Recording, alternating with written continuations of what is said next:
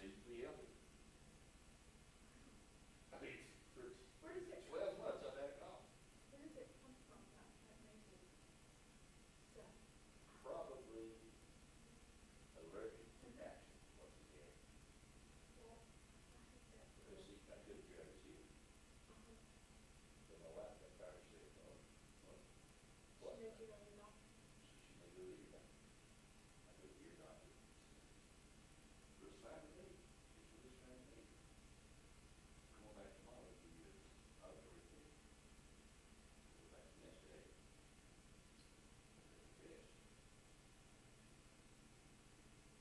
CHA. I just, I could not hear you. All right. And so then they checked the nerve, which is so peculiar to people. But these things we hear right. They put this on his head. This here, they put noise in the white noise. You know, like years back here. Had that in there. He told me, my nerves were fine. So, So the doctor had to look at me. He said, well, I can't see that your ear. He said, it's in there, it's clear. I said, "Doc, it's not coming out my mouth. It's clear." Would you continue the daily thought? See you in 30 days. cool. So the daily thought may be the solution to what I've been fighting for 12 months. Now that, my friend, is amazing to get to work. Yeah. Well, Because now I can pop my ears. you could pop it in the This one I could pop. well, sounds good. Yeah.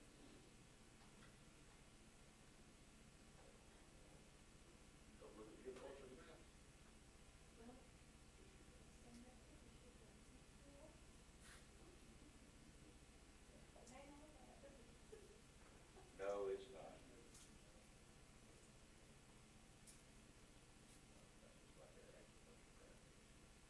They've been trying to put me down 10 years now.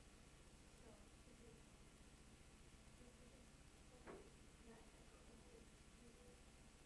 I think it was my heart was problem. It's not what it should. It delays a little bit, which if you not been on that. On dialysis, what's that worth? Yeah, worth a lot. Worth a heck of a lot. And Carolina called us and took me off the active. No, you told me about that, you were upset about When that. I called, it was the same information. You're wrong. You most of them are people you have to the finance. Right. That's awful. She said, they must want all their transplant patients to be marathon. She said, over half their patients didn't even start the test. Yeah. They said, the short treasure. So,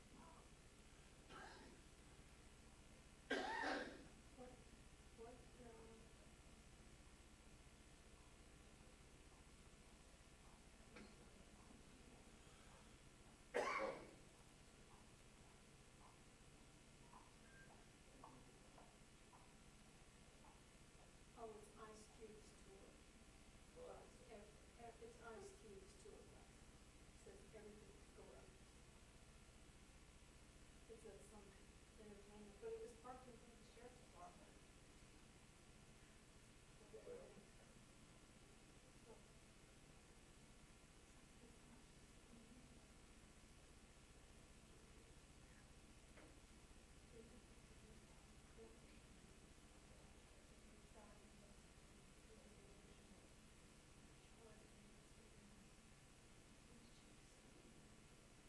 Well, That is good. okay.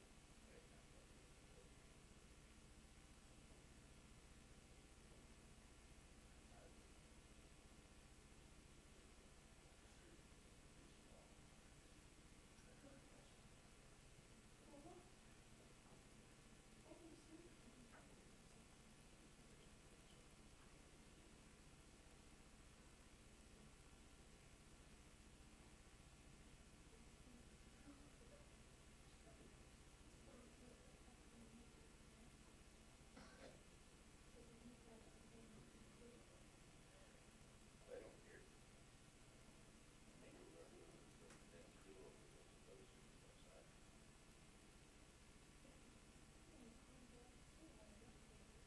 It's what they say across the country, you know, they're gonna build the main again on their own business side.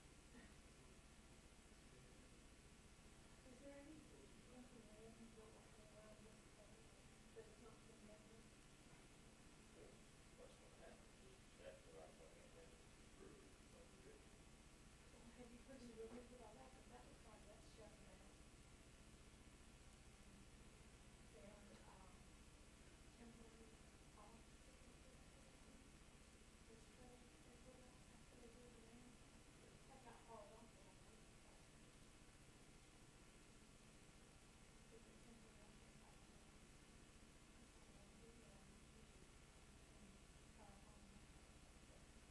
It's all the same. It was the, you know how to put up those temporary place offices? It was there in that time.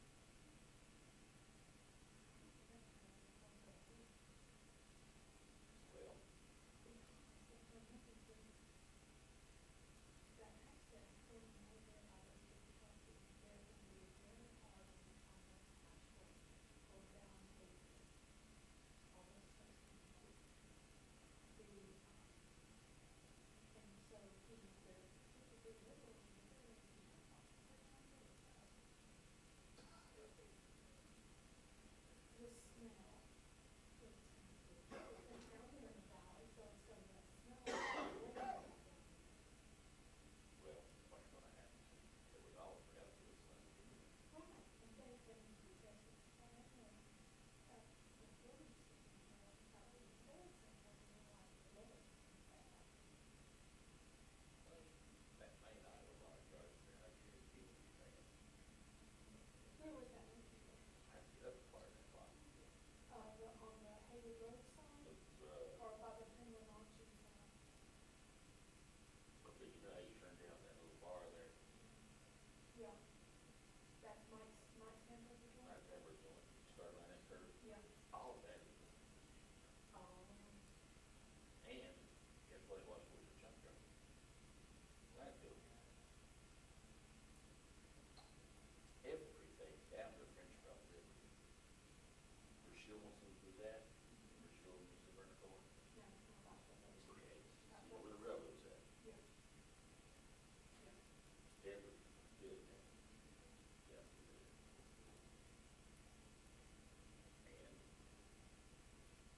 And the president of that was, all that was.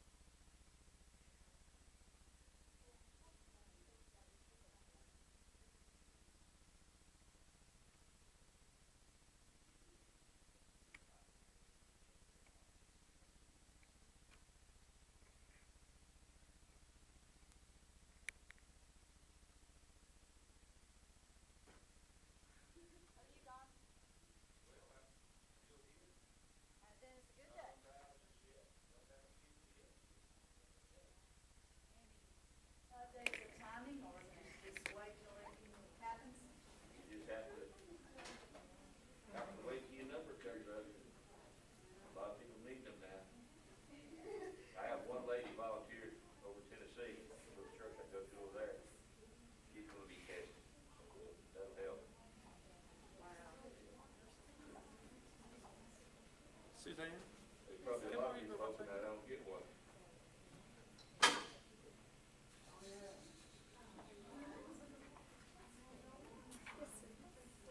I was there this third grade. Whoops. Achievement. This new reading law. Tim, it doesn't seem like all the lights are on. Email from Nathan. He didn't include all the people. Thank you. Yes, sir. Yeah. I mean, of all the ones that are on there, We're making progress. I was just curious if you had any results from everything. Kind of where we were, where the highs and all those. No, and I don't have anything from this year because the test. So was this from last year? Yeah. We have the current. And then next year for 2012, 13, our third graders will do pre-test. Remember, we used to do pre-test, post-test? So that's coming back. Because there's legislation that says if you're not in grade level, you've got to go to mandatory summer school Right. or retain. Okay. I was just curious. Like I say, you sent that in an email. He sent that back to me maybe last month and asked a question and sent us some stuff.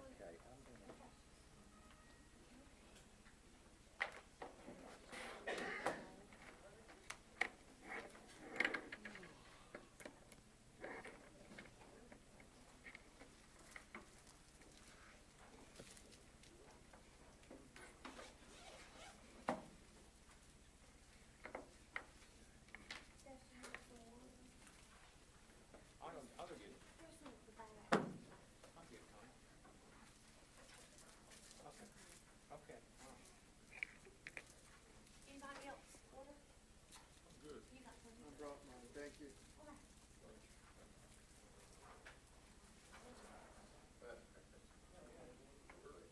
Hold it. Still got the euro?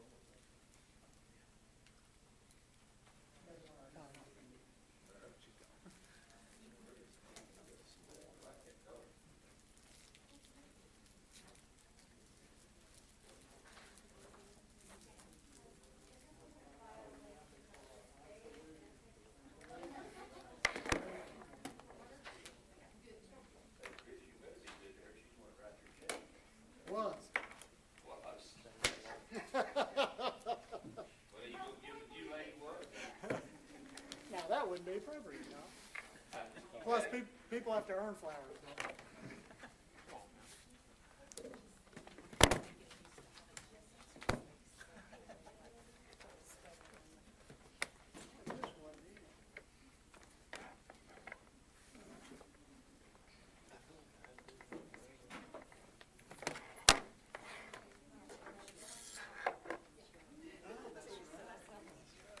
This one, it was too much. The purchase is not approved by the county commission, which is required by statute.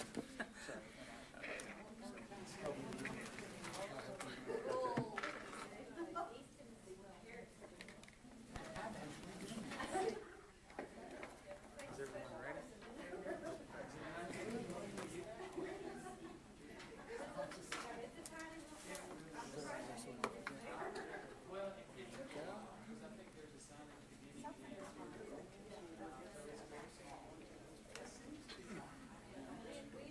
Now, did they already do it? They have to know some commissioners. I'm sorry, I know they talked about it.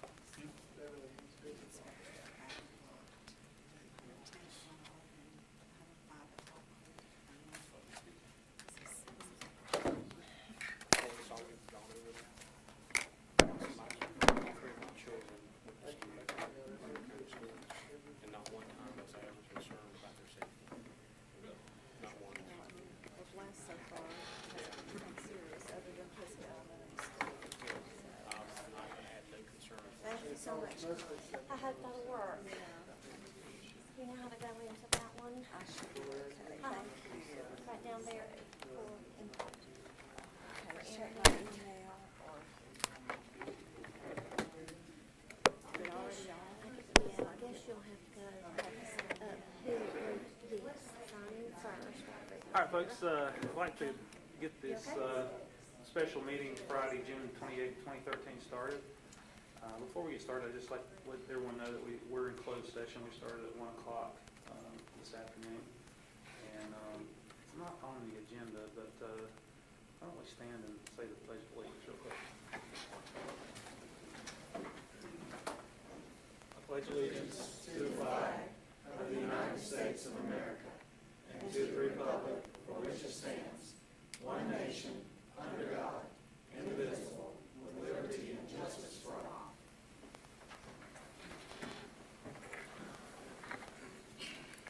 I'd like to approve the agenda for the open session.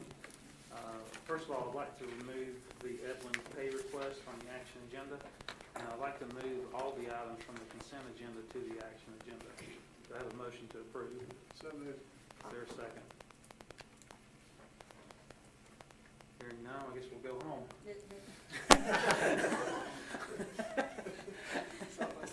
All right, I'll second. I wanted to amend the agenda to add a public comment period. All right, is there a second? Okay. Anything else? Mr. Chairman, I would like to amend the agenda to make a motion that we discuss the possible adoption of an ethics policy that includes provisions to provide punishment with infractions of the ethics policy, similar to the one that Wake County has recently adopted. Okay, I'll allow for, Let me address it. okay. Yeah, this being a special call meeting, we've given the purposes of the meeting and attached an agenda. So the best thing to do is just for the board to take that under advisement until it's August meeting. And the chairman can take that as a request to put that on the August meeting agenda. When is our next policy work session, Ms. Longer? Probably in September. Okay. Well, we can either look at it in August, or we can look at it at our next policy meeting. So if you'll send me an email, we'll discuss it on the next agenda. And I apologize for not having it on the agenda sooner, but the information was just recently published. All right, so back to, we have a second for the agenda. All in favor, please signify by saying aye. Aye. Any opposed? Aye. Were you voting opposed? Okay. All right, moving on. Interim budget resolution for 2013-2014. Do I have a motion to approve the interim budget? So moved, Mr. Chairman. Is there a second?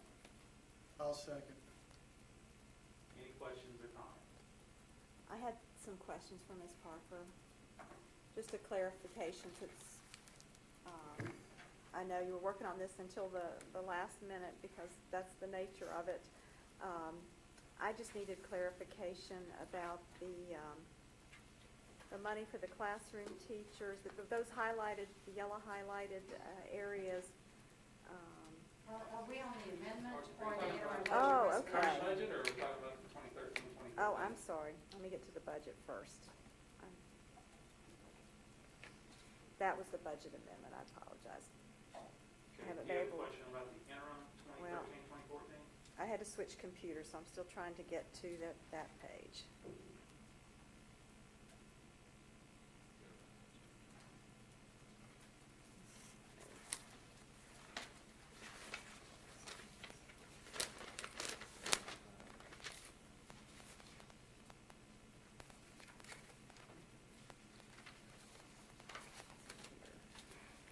Does anyone else have any questions while we're waiting?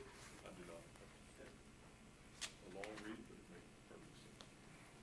Okay, I guess, I'm concerned, I guess what we usually operate on is sort of a carbon copy of the year before's budget. Is that essentially what we're doing, other than the differences that are noted as far as hiring, the 7 school resource officers, technology Those staff. additions are not actually reflected in this budget per se.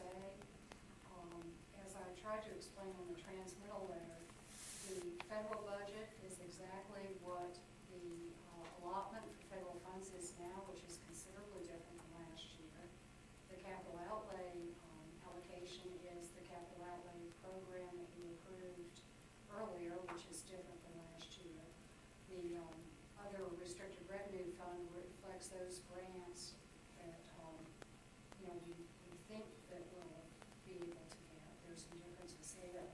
It's only really the state public school fund and the local current expense fund that are based on the information I presented to you in April, which again was it reflected the current budget. And it's half a year's worth of that because we don't have enough information yet to finalize the budget for those two accounts. Which is pretty much the way we've operated for many, It's many years. exactly the way we want it. Good.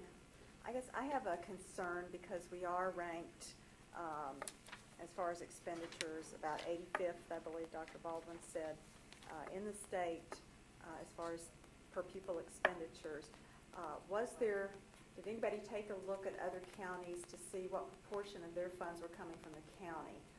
Because I'm still not certain that our county commissioners are giving us as much money as they should be, because we don't get that low wealth money that the majority of counties get.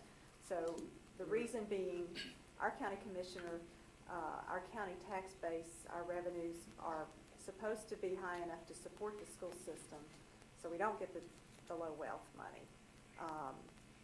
Was there a look at across the board of the counties that don't get the low wealth money and what percentage their county commissioners are giving them?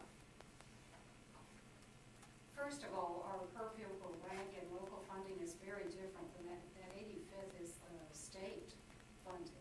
Okay. We're 24th, I think. I can get those statistics. I didn't realize there would be a question, or I would have gone to print it with me. But we're about, I think, 24th in terms of per pupil local funding. And typically what happens when you make a request of the commissioners, the first thing they want to know is what are you going to use the extra money for? We did request a fairly significant increase from the commissioners this time. And, they're going through property reassessment, and I think it was the board's judgment that that was the maximum they could ask the commissioners for and have any expectation that close to that would be funded. So, that's something the board decides is how much to ask the commissioners for. I think we requested ballparking 1.4 million, Ms. Parker. Which would be 1.7.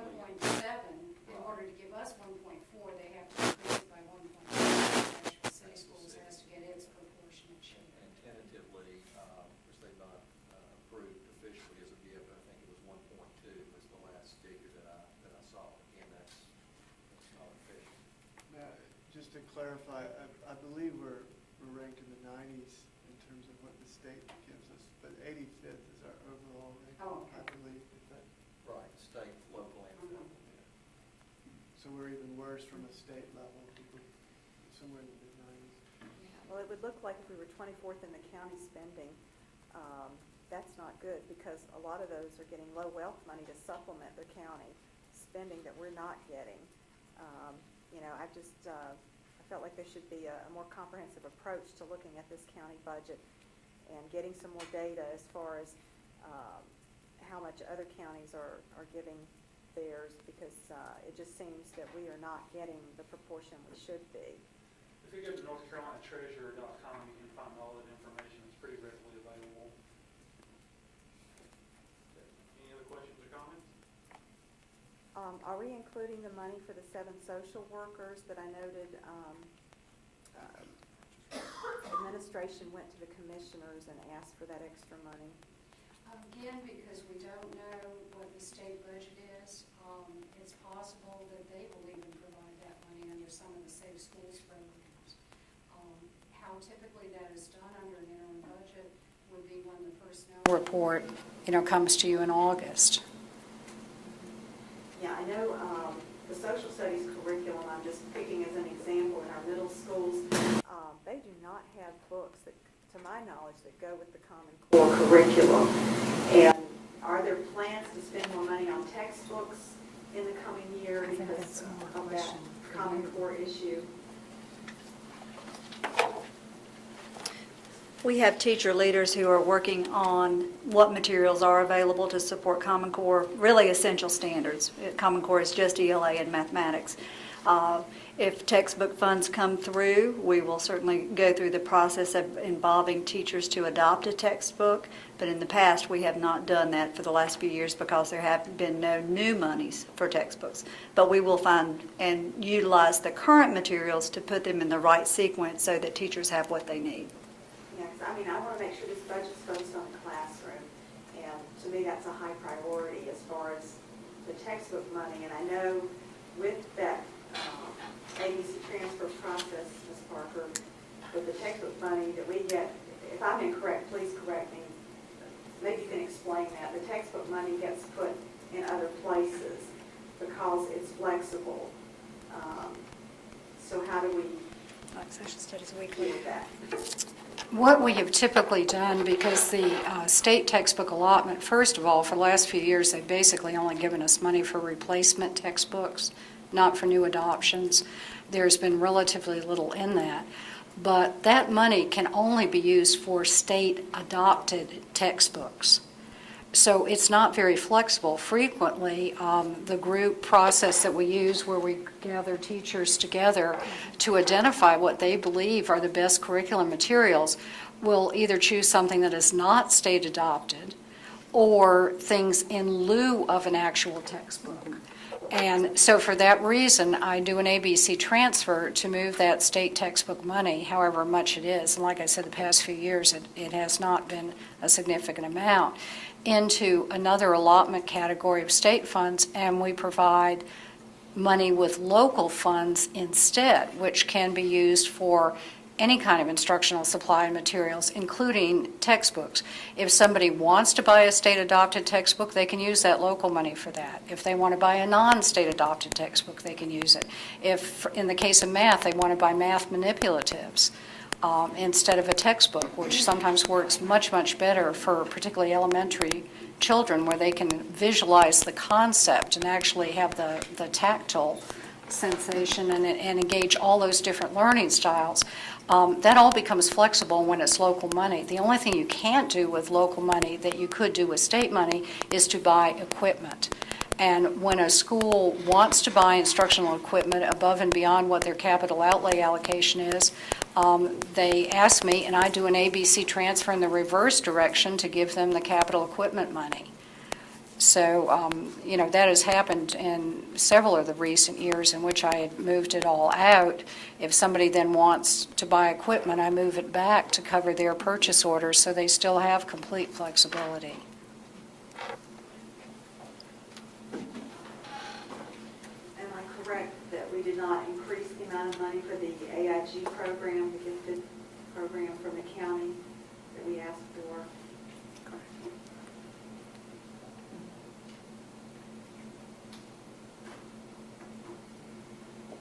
All right, any other questions?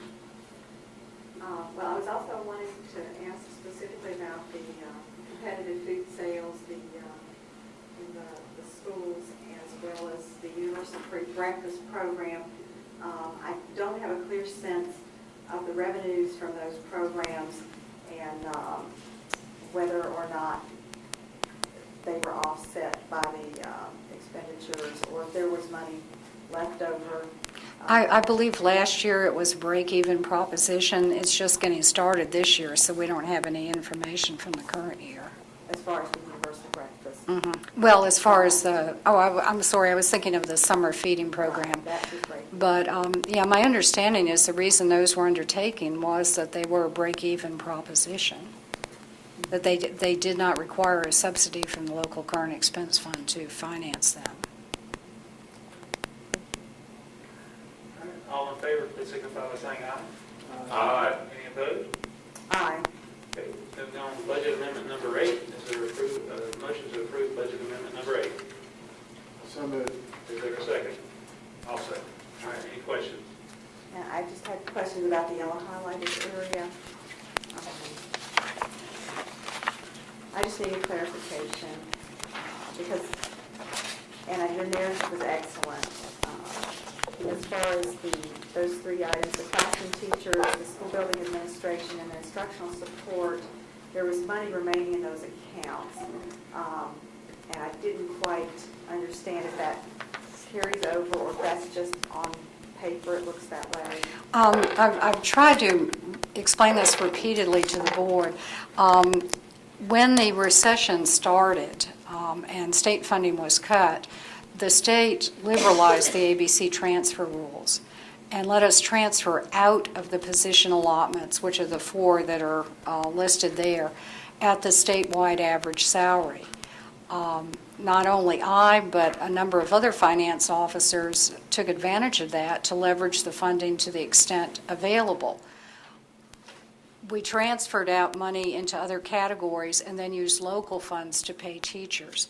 I think most people understand enough math to know how an average works. If you remove the lower paid people from the number of teachers that you're averaging, your average salary goes up, right?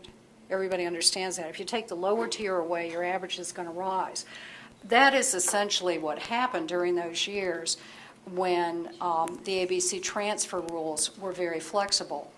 The allotment is based on a position, a number of positions, and they price that out for budgeting purposes at what the average salary of people paid from that category was the previous December.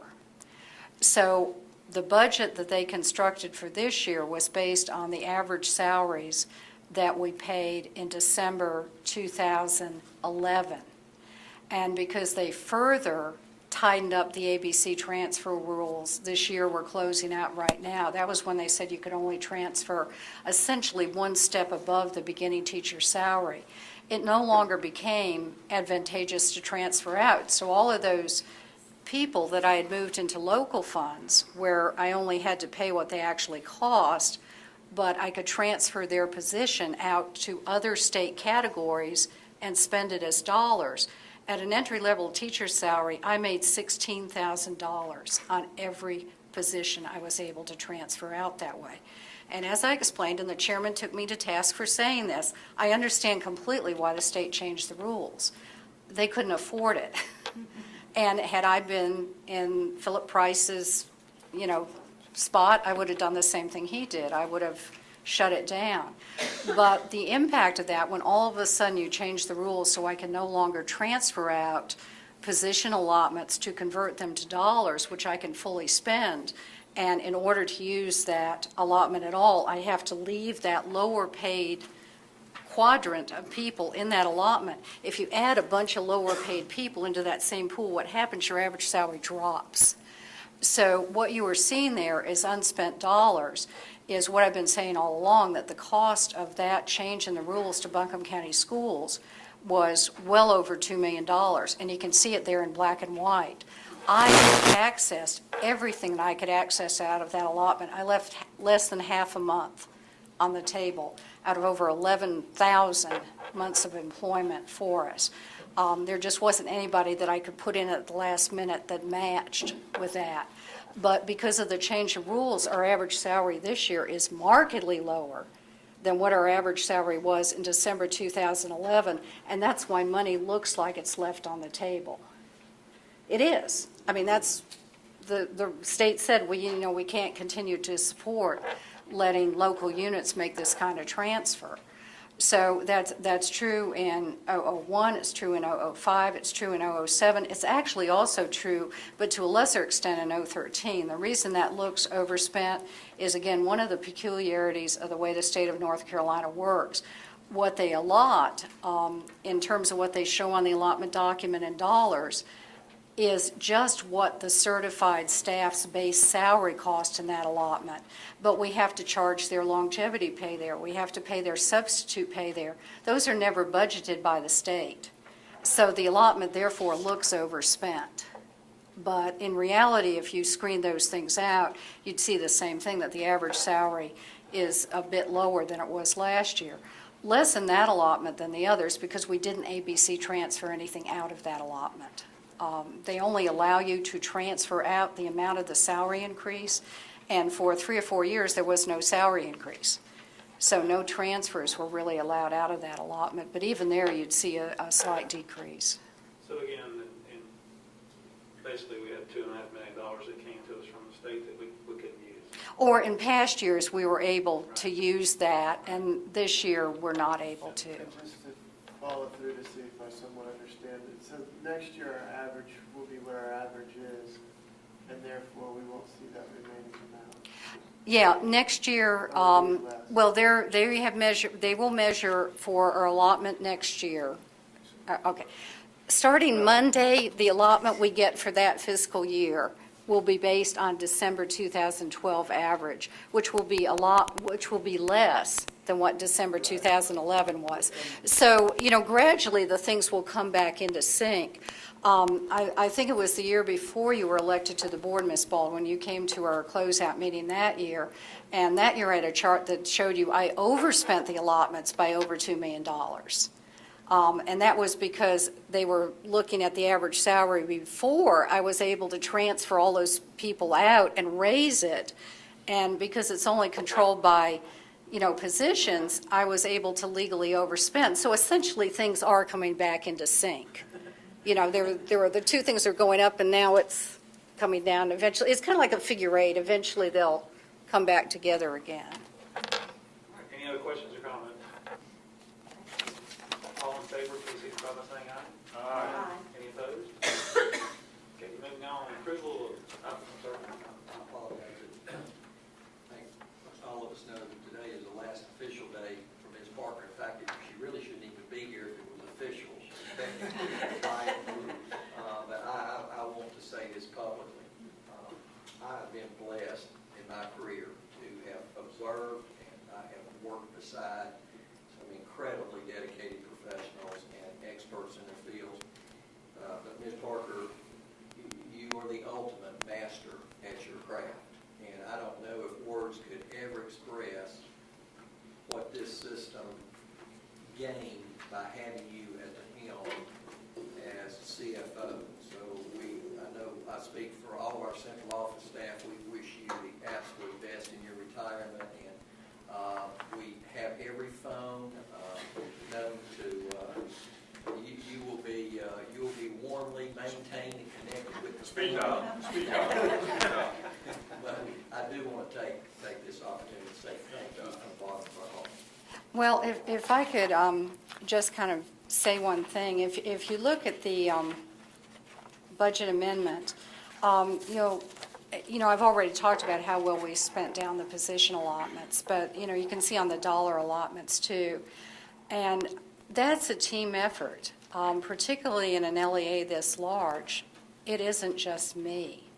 It is the whole staff. And I sent my staff a long email this morning transmitting not only the same information to them, but on salary audit exceptions, we're going to end the year with none. And it takes everybody working together, and not just the finance department, the personnel department too. And as I told them, they are not only very dedicated and excellent at their own jobs, but they know how to be team players. And it's very hard in an organization this size not to get in a situation where the left hand doesn't know what the right hand's doing. And you inadvertently interfere with each other rather than marching in step. And they are so very good at that. I told them, based upon everything I can see, these measures and the other ones for the State Board Award, we will get it for this year. And not only are we the largest unit to get it consistently, we are one of the largest units to ever get it. Gaston County got it last year. My very good friend Mary Jo Lindquist, who also was retiring June 30th. And when I congratulated her, she said, yeah, we've worked so hard, but you know what? I don't think we're going to be able to keep it. And the next year they lost it. Same way Pitt County Schools got it for a couple years, couldn't keep it up. Cumberland County Schools got it 1 year, never got it again. And it's because everybody on the staff works so hard, and everybody on the staff is good. And I really feel that I'm leaving you in very, very good shape because you have such good people. And whoever succeeds me will be blessed to have that staff. Thank you, Ms. Parker. We really appreciate it, and we hope that you enjoy your retirement. And thank you to your staff also.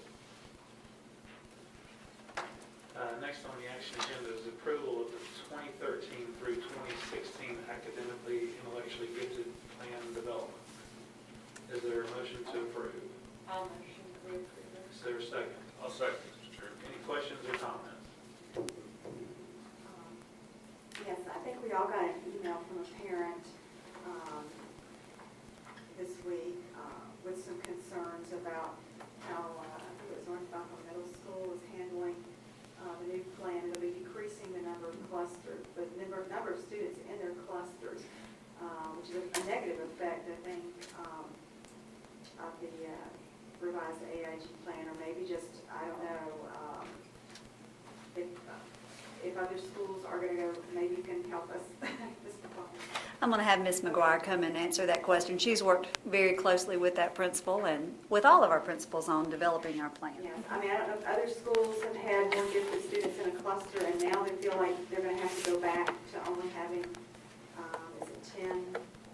The new plan asks that we have 10 at the middle school level as a minimum, but they can certainly exceed that number. Yes.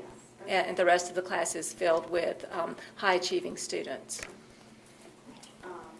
So why is that happening in North Buckle, that they're going to decrease the number? Well, she is still meeting or exceeding the number of 10, and she's actually working on the former plan, the 2010-2013 plan, which called for, at her level, 8 as a minimum. So she actually is exceeding the former plan, and she is either meeting or exceeding the proposed plan. So she's well within the guidelines of the plan. Now, will this plan go, be in effect for starting the 2013-14 school year? As I understand it, once it's uploaded to DPI and then, they go through their process, it's basically reviewed and it will be in place for 2013 through 2016.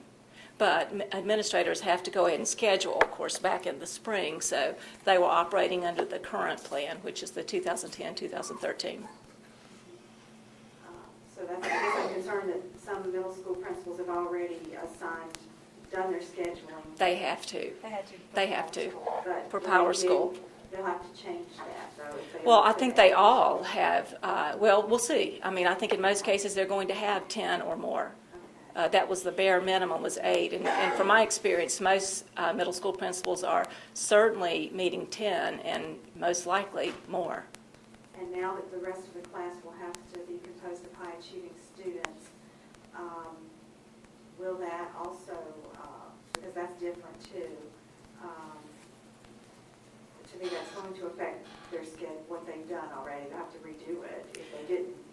No, it was really the intent all along, even in the 2010-2013 plan, that they do schedule high-achieving students with the AIG cluster students, but it was never explicit. It was in the previous plan, so the administrators have scheduled these students with high-achieving students, so I think they're well aware of that. I know it was brought up in AIG advisory council meetings that Kuntz and Evelyn were using a model where they were grouping kids by their ability within different classrooms. Right. Is this something that schools can still do with this plan? I don't think it's in the plan specifically, but is it an option then that they can go above the plan and do something? Absolutely. The administrators have lots of flexibility. We just set forth the minimum, and then they may exceed that minimum. And so that gives each school, because we do have very small schools, and they have to work within their staff, and then we have larger schools. So this way, we set the minimum, and we can recommend the minimum, and then they can exceed that. So they should have plenty of flexibility to do what they need to do. I had one question since Mhm. you came in. I appreciate all the hard work. Well, thank you. The rest of the advisory committee and staff Mhm. putting this together. I had the pleasure of attending a couple of the meetings, and I thought there was a lot of excellent discussion. Thank you. And being that I have a child who's in the AIG program and will be going into the 7th grade, I spent a lot of time looking over the middle school portion. But just one question. Sure. It was page 39 of 63. For optional extensions of course services available based on time, personnel, and student. Right. So I get that as extra credit, so to speak. Right. You have differentiated reading and math curriculum. Right. Provided by the regular classroom teacher who holds an AIG local endorsement or AIG license. Yes, This class will cover advanced content and be delivered at a faster pace. correct. I was just a little confused on that. Is that a regular class, like it's, or would that be more like a unified art that they'd have to request admission into? Or if my daughter is AIG, would she automatically be put into this advanced math class? Yeah, I'm not yes. Sure. If her needs, there are some students who are AIG, but not math and reading, so it would depend upon her needs. So, but for the basic implementation, it would be that AIG students would be assigned to a cluster class, and the rest of the students will be high achieving. And as it says in the plan, they would be taught by a regular classroom teacher who holds local endorsement or licensed, and it would be an advanced content class. Now, that's for English, language arts, and math. It just threw me off a little because it was optional extensions of course services. I wasn't sure if that was above and beyond. Well, that's right above the optional extension, so, and I apologize for the way this plan looks. When we download it from the DPI website, it just squishes things together, so it's not aesthetically pleasing, but it'll look better once I have a chance to get it worked out. But it's right above optional extension, so it's not optional. Okay. So That makes sense? Was that just middle schools? I'm sorry, was that for all? This is middle school. If you notice, it says middle school, core service, grades 7 and 8 required. So that whole block down to where it says optional, that would be considered required. So that means they will be, is it just English language? I'm not. Yes, ma'am. The state requires that we do serve them in math and English language arts, but if you notice, it is recommended that AIG students also be clustered in other content areas as appropriate, and that will depend upon the administrator's purview as they start scheduling students. So this is only 7th and 8th graders? Correct. And before 6th graders was included, right, in their Correct. plan. Right, I have a problem with that too, that they're not included. Because the elementary cluster groups are going to increase to 8 students as a minimum. Yes. It has been 5. Now, is that an area that they could also do that grouping within classroom, between classes, as far as by ability and reading groups, you could have? They do that now, with reading groups. They already do a lot of that but in reading not groups. just within their own class, but between classes. We don't teach. That grouping ability to do. It's It's not in the plan per se. It's not in our AIG plan because we can't dictate for regular education. We're just trying to dictate for the AIG students. Any other questions? Well, I guess I have to say, I mean, I appreciate all the effort, and I know this is an improvement over what Thank we you. had there, and I would like to see more, in line with what some of the other school districts are doing for their Right. students. I feel like we could do more, and it wouldn't cost anything either to do that with some more offerings of honors classes in middle school, maybe even IB classes. The kids could self-select and be a part of that class, even if they weren't an AIG, but they were a highly motivated student. Certainly. And I would like to see more grouping, just from what I've heard from parents in the elementary schools. This 1 hour pullout is just not enough at all, once a week. I mean, it's a model that was used 30 years ago. And I know in the committee, some parents expressed interest in having a push-in rather than a pull-out for enrichment. So I guess I'm just expressing that I like the plan, but I'd like to see it go farther, and I know this is something the board can request. As a board, I can amend the motion and, request that we go back and do more for our gifted students. And I'm disappointed disappointed that nobody asked for more money if we needed it, I mean, if we could justify it in the budget for the AIG plan. I know other districts do get more money from their county commissioners for gifted education. So I would like to amend the motion, if this is the appropriate time to do that, that we ask that the plan be taken up a notch to be more competitive with other school districts and to provide a year's worth of learning, to ensure that we're providing a year's worth of learning. Ms. Baldwin, if you'd like to make a motion, we can make it clear and concise, and we'll ask for a second. I would like to amend the motion that we send it back to the AIG Advisory Council. Yes, Bob is asking me to do that.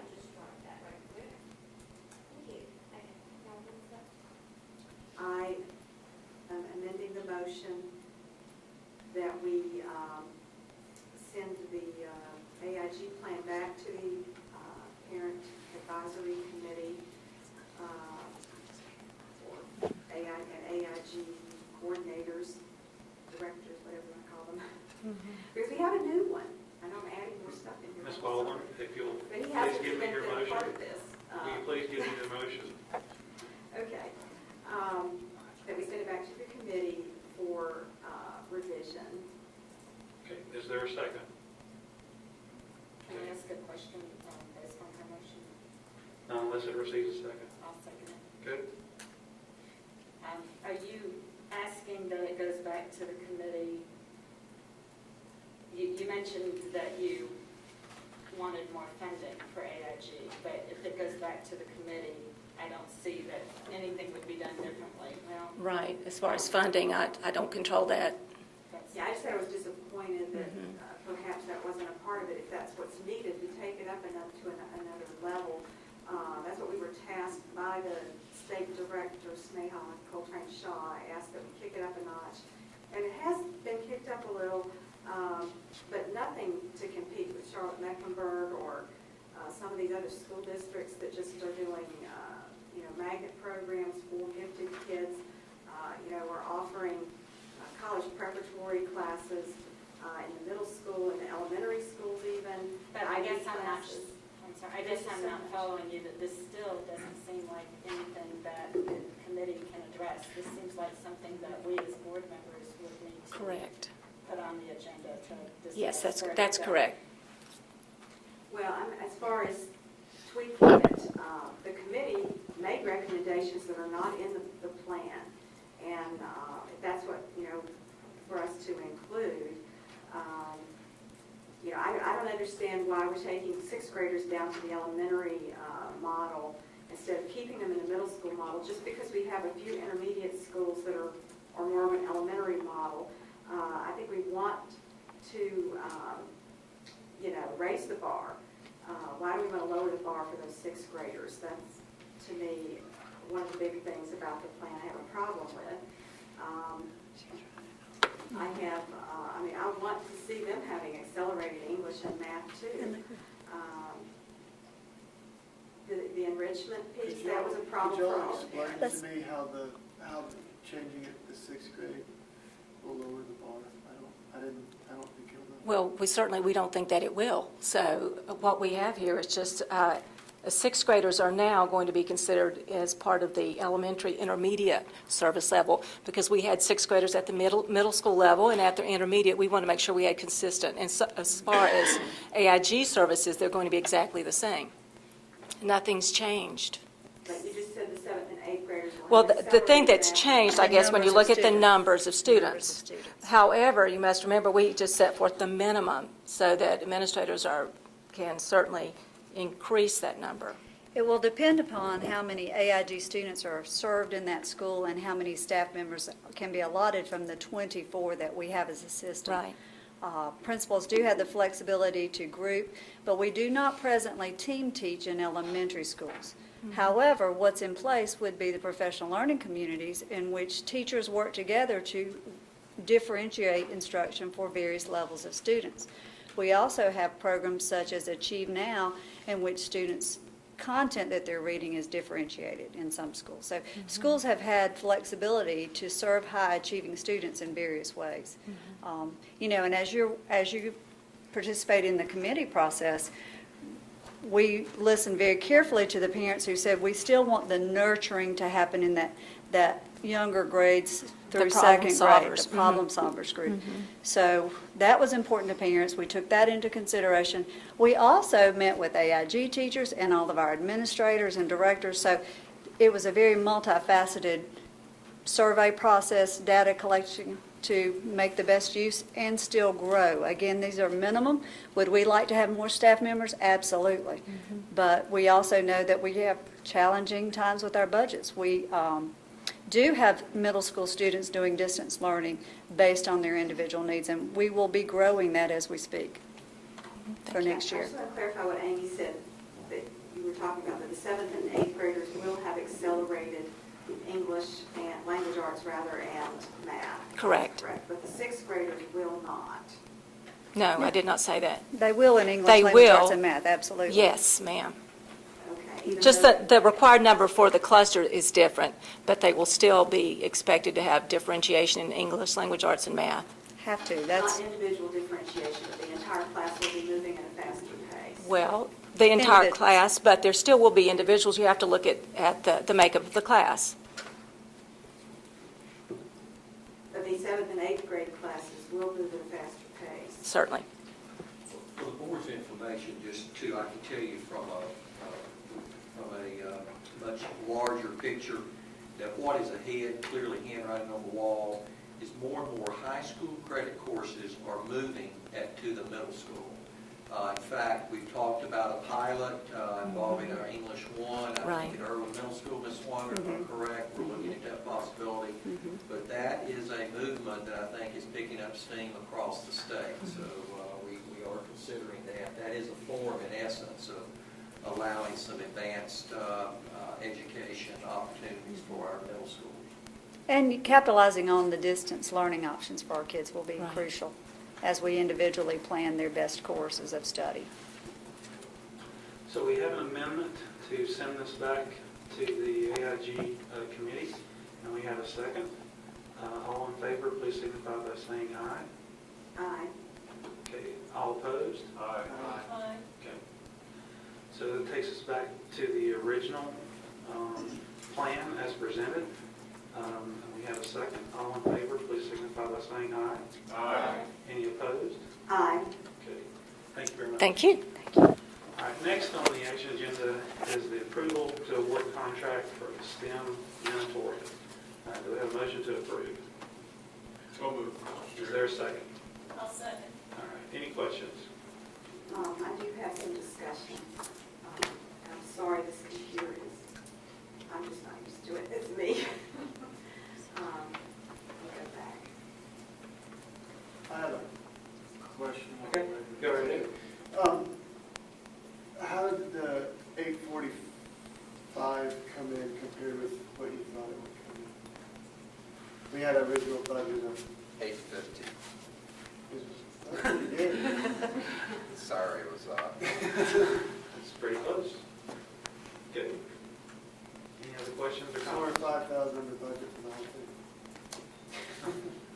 I emailed the school planning chief today yesterday actually, to request the recommendations that they are making on the plans for the STEM school, including the natatorium. And I saw the review letters that were sent back, and there was quite a few things they had questions about in the plans. And they're still waiting for our Buncombe County Schools' response on the electrical, mechanical, and plumbing portions of the project. How does that affect the natatorium plans? Have they been, I don't know if they need to be approved or whatever by the state. Have they been approved if they need to be? There is a mandatory review voluntary compliance process with NCDPI, so the drawings were sent to them in early June, and we just received the comments. So the engineers are working on those comments, and that we are required to respond to them. and we will do that. And once we do, then they send a letter of review, basically, saying that it has been reviewed, and then we're authorized for construction. So does that affect the contract that we're awarding today in any way, that it could change? or No. anything? It will not change. These are suggestions, and many times good ones. We may incorporate them into the project. We may not. Typically, they're clarifications. What the building inspector in his review does, that's mandatory. Those we incorporate in, and the drawings are with the building inspector as well, and we'll comply with that. Fairly, we were just talking about this, and that is a good question. We've just completed 2 intermediate schools. What responses you got from DPI are nothing unusual? No, these are typical on I've never seen a project that didn't have DPI comments, and this is nothing out of the ordinary. Any other questions or comments?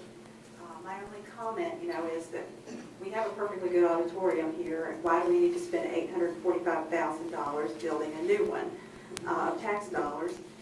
And, because this apparently cannot come from the lottery money.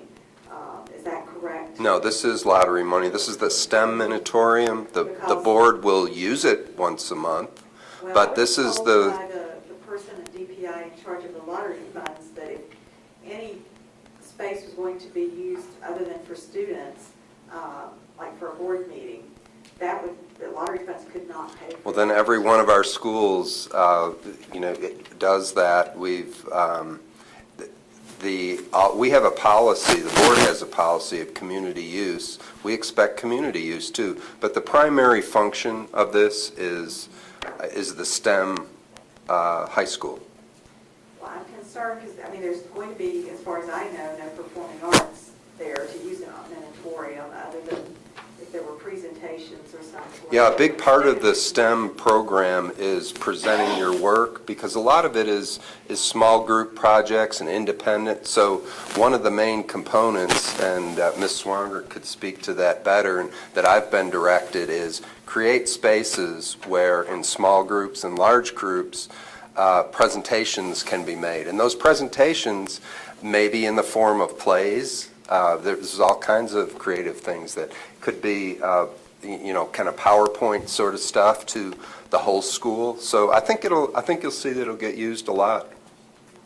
Well, just in closing, my comments, because I will be voting against this, is because the lottery money, their opportunity cost, when we spend it for one thing, like a second auditorium in this building, we're giving up other things that we could be spending that money on for students. So that's all I wanted to say. Sure, you have a question? I actually just had a comment.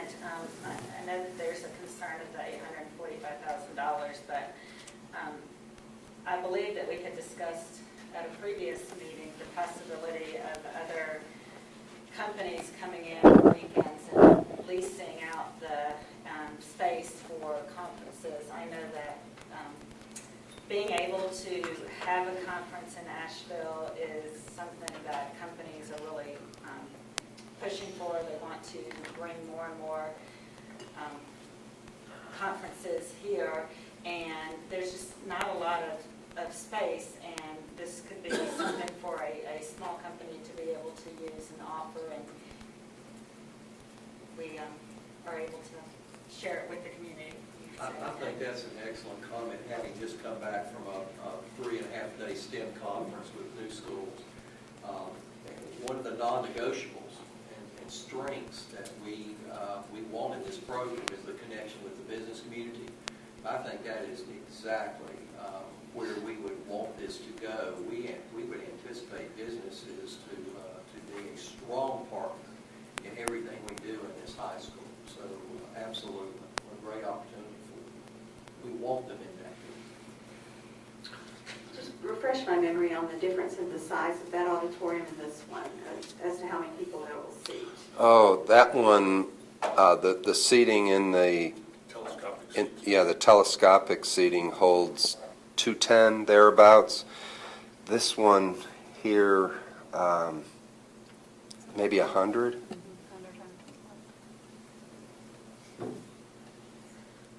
I had those numbers when I presented it, but I Yeah, I think that's good. recall. It's pretty obvious how we need a larger boardroom as to today's attendance to this meeting. All right, but Mr. Chairman, I ask a question, what happens to this room? Well, this room, we have a desperate need for staff development. And, boy, we have put a lot of people at one time in this room, and it will continue to be a much need. It will get used very heavily.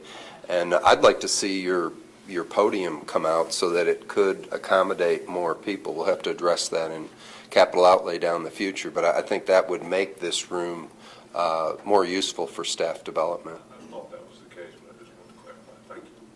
All right. All in favor, please signify by saying aye. Aye. Any opposed? Aye. Okay, moving on to the purchase and due diligence of the Inca Intermediate School property. Do we have a motion to approve? I move we approve. Okay, is there a second? I'll second. All right, any questions or comments? There does need to be one amendment if they'll accept it as a friendly amendment. Okay, You can say what it is. this is contingent upon the approval of the county commissioners.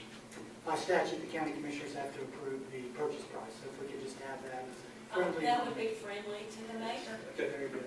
all right, do we have a second to that? Well, they'll both accept it. Okay, okay, all right, great, thank you, sorry, Required by statute. I was supposed to say that and I forgot. All right, any questions or comments? I'm sorry, Chip, or Mr. Craig? Is that open? Yes. Do you want to address that or do you want me to? I didn't hear the question. The due diligence period. You want me to address that? Yeah, you know what it Sure. is, Right. Chris. We Right now, talked we're about looking that. at a due diligence period of, until August the 9th. This board meets on August the 8th. That way, you can receive all the information about title search, about survey, about soil testing, environmental testing, water testing, everything that's going to be done can come to the board, and at that point, you can decide whether or not to proceed with closing on the project. You have the right to get out of the agreement, of the contract, the way we will write it, if you are not satisfied with the due diligence period. So you are not obligated to buy this property. What this does is allow us, by executing the contract, we can enter into the property to be able to do the tests, to be able to do the things that we need to do. And one of the things that we will be doing on this project is water testing, like you did here at the central office. Because we know BASF is out there, there's a closed landfill. We'll wait and see. You may or may not buy this property. Wait until August 8th and see what the reports say, and that's why we've got the due diligence period set up that way. Thank you. I just wanted clarification on that. No matter what property we purchase, will we still be required to do a two-phase environmental study? Yeah, we will do, yes, is the easy answer. You don't do a technical phase two if what you're concerned about is not on your property. And the landfill's not on our property. But what we will be doing is what a phase two would require, which is the actual testing. So phase one, you go and you look around, you look at documents, you kind of do a record review, and then phase two, you'll actually test soil, test water. We're testing soil, we're testing water. We're doing everything you would do in a technical phase two. So the easy answer to your question is yes, even though the rules are different than whether or not the hazardous condition is on your property or next to your property. Now with the landfill, I know there's like a buffer probably around it, a zone or something. How close are we to the buffer or that property is it? I have no clue. That's part of what everything that will be done is looking at, are there restrictions on the property, are there restrictions on the surrounding property? I mean, you're asking the kind of questions that due diligence is designed for. So we are hiring an environmental firm who will be checking with Diener to see what the status is, if there is any restrictions, if there is any monitoring, if there is anything going on. That'll be all part of the review that they do. I think that there was a bid that went out, I guess,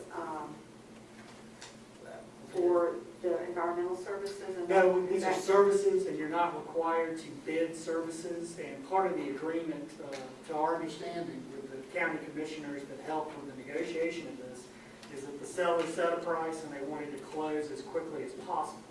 So instead of going through a bid process, we're using firms that have very high reputations, that we have very high confidence in. That's again why you hire staff, is to do that, but there's no bidding required by law. But Tim will be using service providers that have excellent reputations and he's very comfortable with. Who will we be using for that environmental service? Have you got those?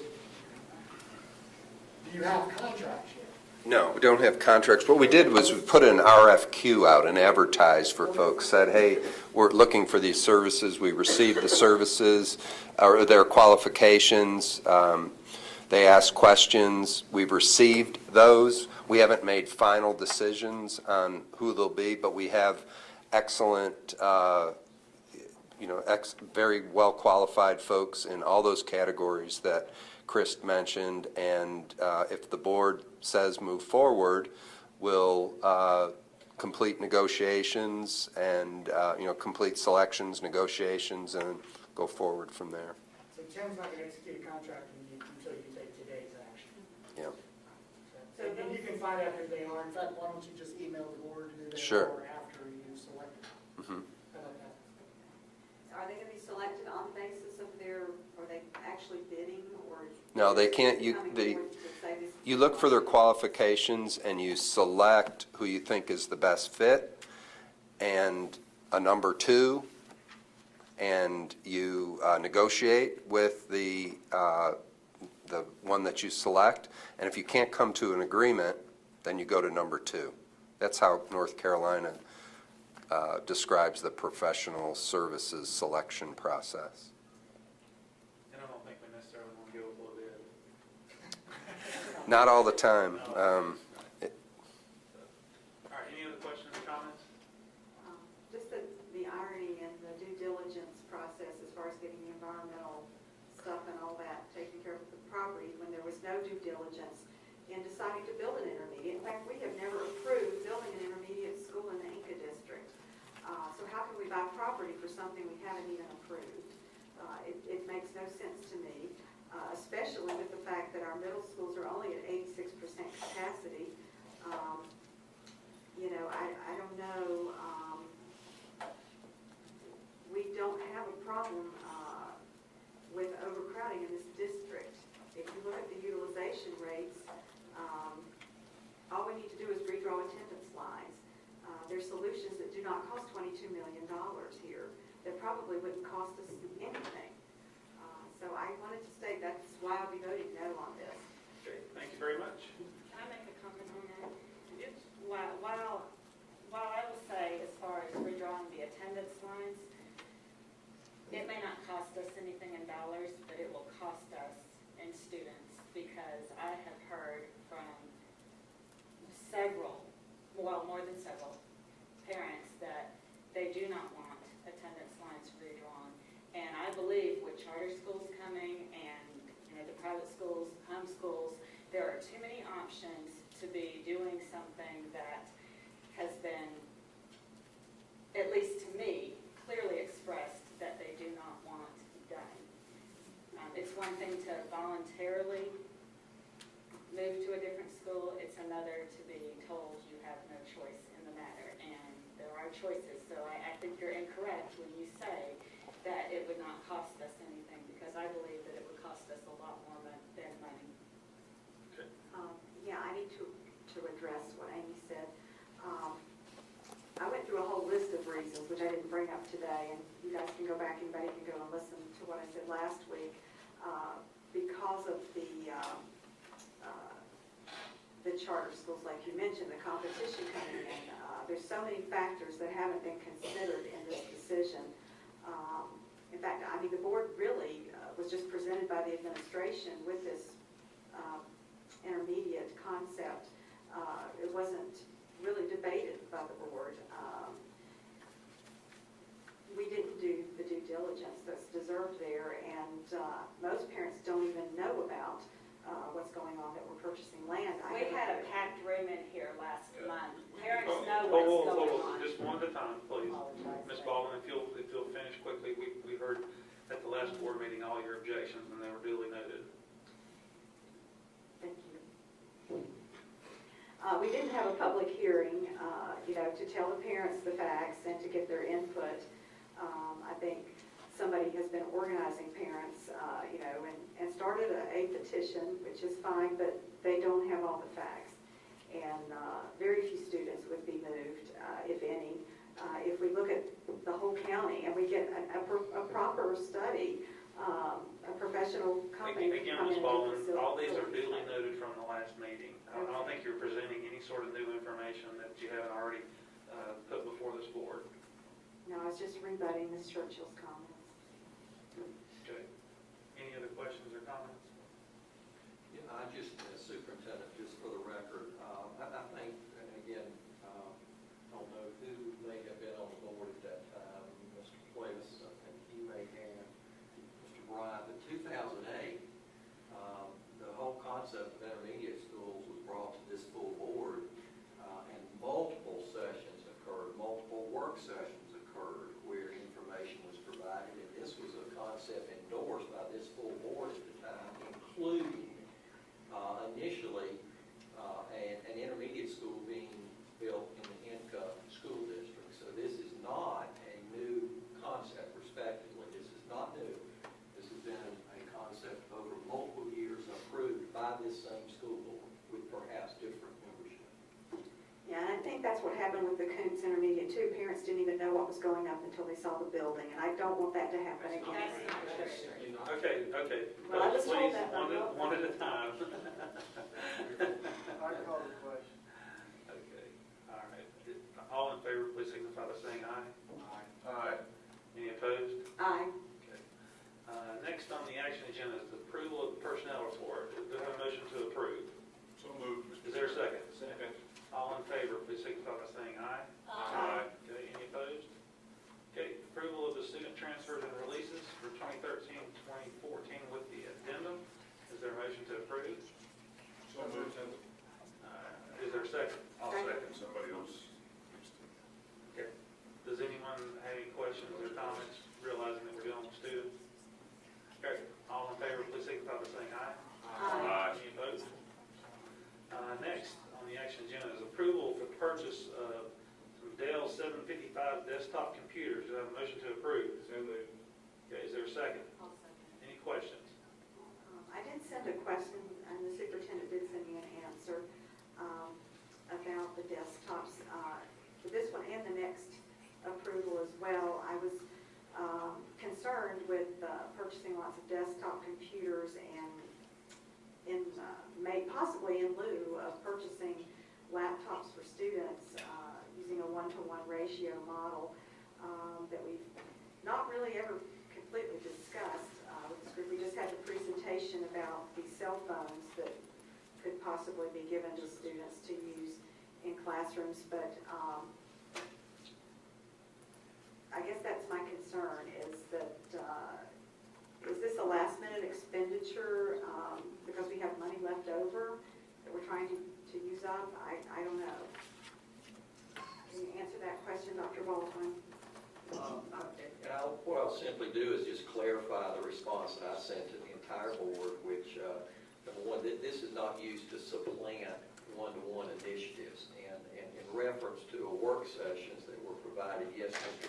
Fuchs did provide a presentation regarding the smartphone, but he also gave a full presentation to the board regarding the respective scheme in the event that the flexibility comes with the lottery funds for technology. And if you recall, in that conversation to the board from Dr. Fuchs, I think he very wisely emphasized not a one-to-one initiative, not the smartphone, not the smart board. What he wisely emphasized was the need for infrastructure to allow, in this large a school system, expansion, which certainly would include the goal of a one-to-one initiative.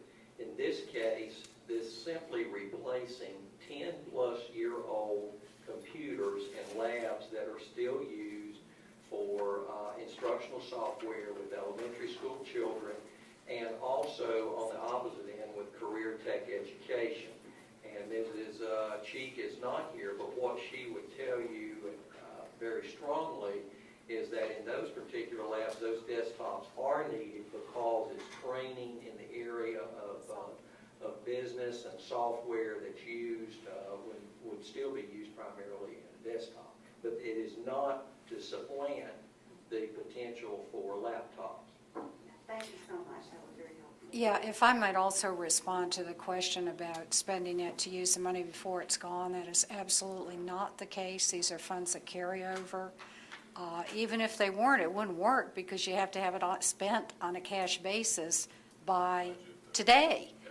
So something that's just being approved now wouldn't work as a closeout strategy.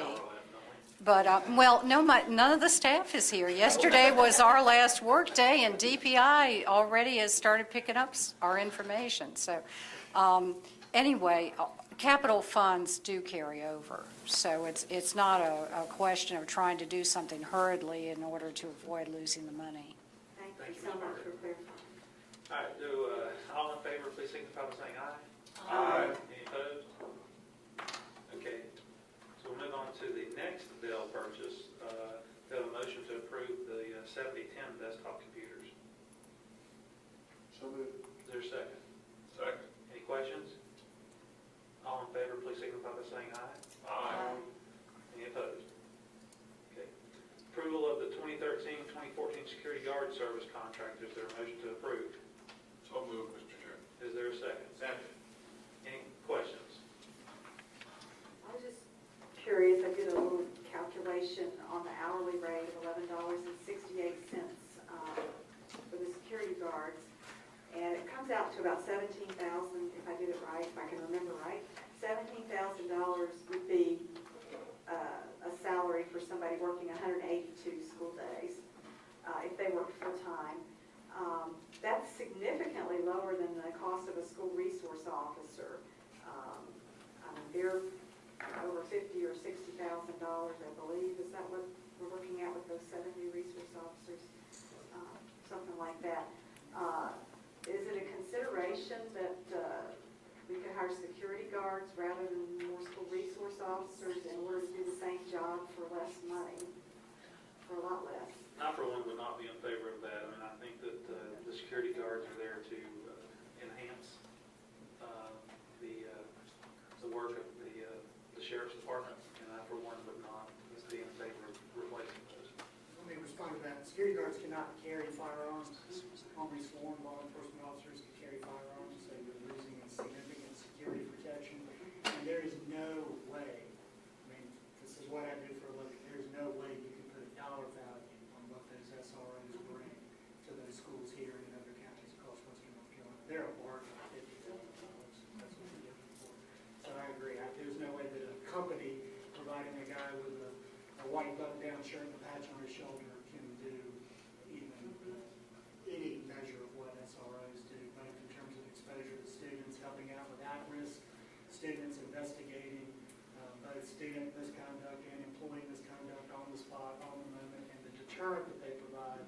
Just one quick example, when parents a lot of times come to schools to fight over kids, they are put into a conference room with a law enforcement officer, and it de-escalates very quickly. If you had a security guard, you'd probably get punched in the nose. That's exactly right. That is $11,000 a year. Yeah, and then we'd have to pay the workers' comp claim. Yeah, I just wanted to bring it up. I don't know, to see what the thoughts were. So security guards can't carry a weapon. Is this because of the gun-free zone or That's just state law. the state law? Okay. All right, any other questions or comments? All in favor, please signify by saying aye. Aye. Any opposed? All right, we have the Owen Middle School use of capital outlay equipment. Do I have a motion to approve? So moved. Is there a second? Second. Any questions? All in favor, please signify by saying aye. Aye. Any opposed? If it's okay with the board, we have a couple of school board members and administration said it would really be helpful if we could move the August meeting to August the 8th. If everyone's okay with that, we'll move forward. Okay. All right. Do I have a motion to adjourn? All in favor, say aye.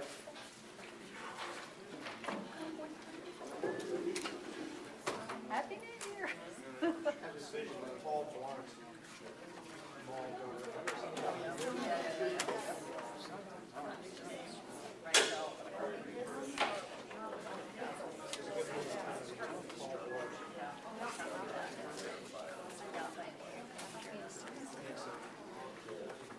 All set?